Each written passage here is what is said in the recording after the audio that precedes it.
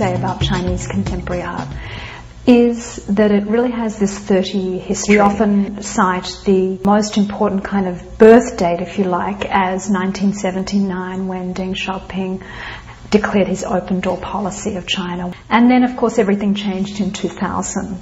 The Chinese government itself decided that it was okay for Chinese artists to show their work in museums, and we have since seen the Chinese government take on experimental artists in a kind of national representation.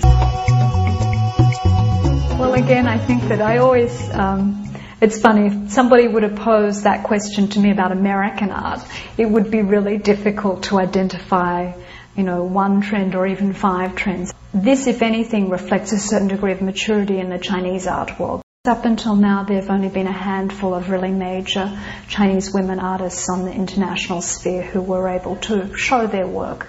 And so I think that we're seeing those young women emerge, and we're also seeing a greater use of new technology, that in fact Chinese artists are really excelling, especially in the field of new media and video arts, which I think will capture people's imagination in time to come. Well, I think in terms of China being one of the world's centre of manufacturing, I think that has impacted on the ways that artists are able to produce works. In fact, I know of many artists from New York who have decided to go to China to have their works manufactured.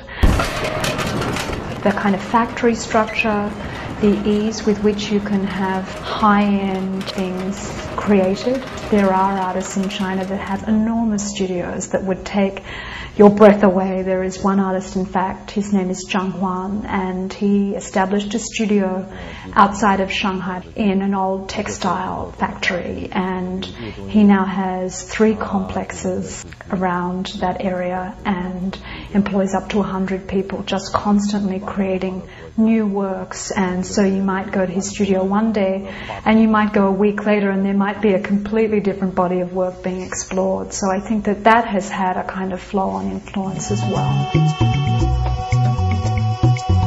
think there are 2 artists that I would identify, and both of them are in some ways from a younger generation. The first would be Cao Fei, a young woman who lives in Beijing, and I think that her project for the Venice Biennale involving Second Life is really a great introduction, I think, for us in terms of ways that art and technology can work together. And the other artist I would mention is Yang Fudong, who creates these quite extraordinary films.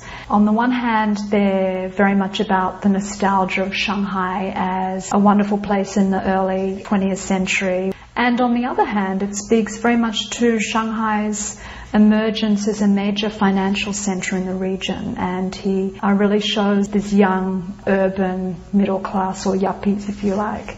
So that both these artists show in different ways the kind of changes that are going on in China, but in very unique ways.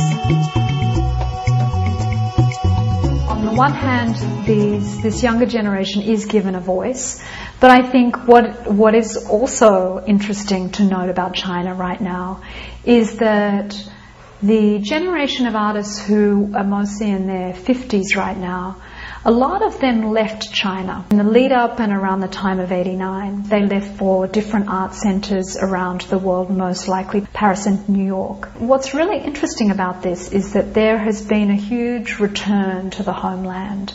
And many of these artists, even if they still continue to reside outside of China, have come to work at a high level with either business or government policy figures to actually influence China. And so I would say that certainly that generation who are in their 50s now have come of age, and they obviously bring to China a different set of values that has been changed by their living outside of China for over a decade now.